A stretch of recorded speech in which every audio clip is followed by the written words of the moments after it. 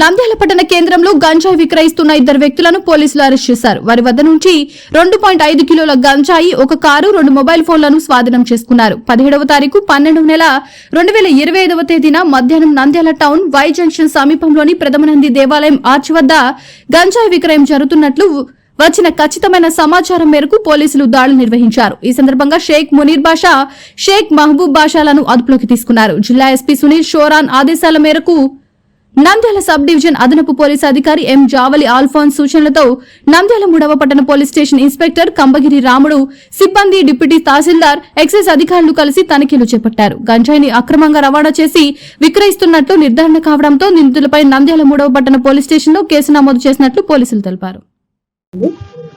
నిన్నటి దినమున మాకు రాబడిన ఇన్ఫర్మేషన్ మేరకు 3 టౌన్ పోలీస్ స్టేషన్ పరిధిలో 3 టౌన్ సిఐ గారు మరియు వారి సిబ్బంది కలిసి ప్రథమనంది వద్ద ఇద్దరు వ్యక్తులు గాంజాయి అమ్మడం, కొనడం చేస్తుండగా ఇద్దరు వ్యక్తులను పట్టుకోవడం అయినది.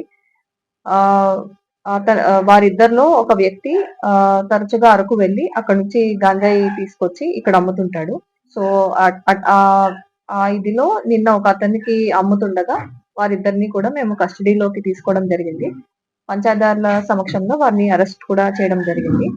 సో వారి వద్ద నుంచి ఒక వెహికల్, 4-వీలర్ వెహికల్, అలాగే 2 మొబైల్ ఫోన్స్ అనేవి సీజ్ చేయడం జరిగింది అరెస్ట్ చేసే టైంలో. వారి వివరాలు ఇలా ఉన్నాయి. ముద్దాయి A1 వచ్చేసి షేక్ మునీర్ బాషా, ఇతను అరకు వెళ్లి గాంజాయి తీసుకొచ్చాడు. A2 షేక్ మహబూబ్ బాషా, ఇద్దరు కూడా మహానంది మండలం వాసులు. వీరిద్దరిని కూడా అరెస్ట్ చేసి జ్యుడిషియల్ కస్టడీకి పంపడం జరుగుతుంది. అండ్ గాంజాయి వచ్చేసి ఒక 2.5 కేజీలు వారి వద్ద నుంచి స్వాధీనం చేసుకోవడం. వీరిని ప్రథమనంది దగ్గర పట్టుకోవడం జరిగింది.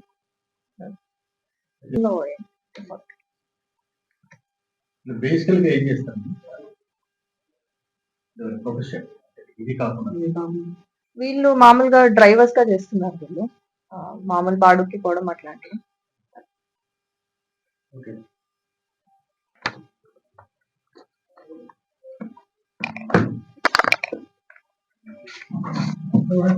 బసాపురం గ్రామం వాసులు.